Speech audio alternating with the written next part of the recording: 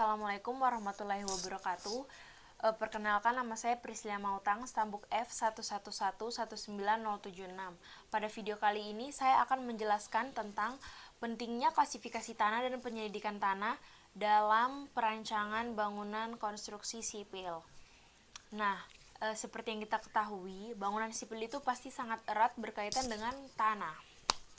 Nah, karena pentingnya tanah bagi bangunan sipil, maka diperlukan klasifikasi tanah sampai dengan penyelidikan tanah untuk mengetahui karakteristik tanah secara lengkap sebelum perencanaan dimulai agar aman secara teknis dan ekonomis serta lancar dalam pelaksanaannya.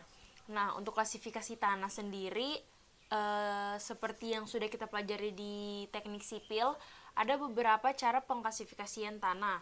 Nah, dalam teknik sipil sendiri biasanya dijumpai dua jenis klasifikasi tanah yang sering digunakan, yaitu USCS atau Unified Soil Classification System, dan yang kedua ada AASHTO, American Association of State Highway and Transportation Officials.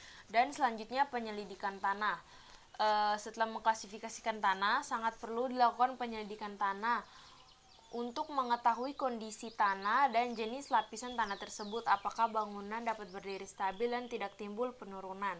Karena pondasi bangunan yang akan dibangun harus mencapai lapisan tanah yang cukup padat agar bangunan tidak timbul penurunan dan tidak mudah goyah.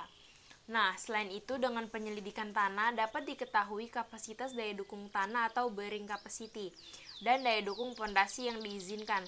Maka dari itu penyelidikan tanah juga sangat perlu dalam merancang suatu konstruksi.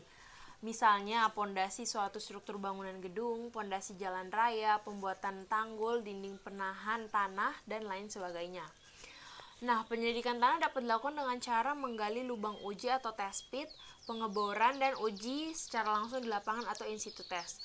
Dari data yang diperoleh, kita dapat mengetahui sifat-sifat teknis tanah dan kemampuan daya dukung tanah pada lokasi yang bersangkutan.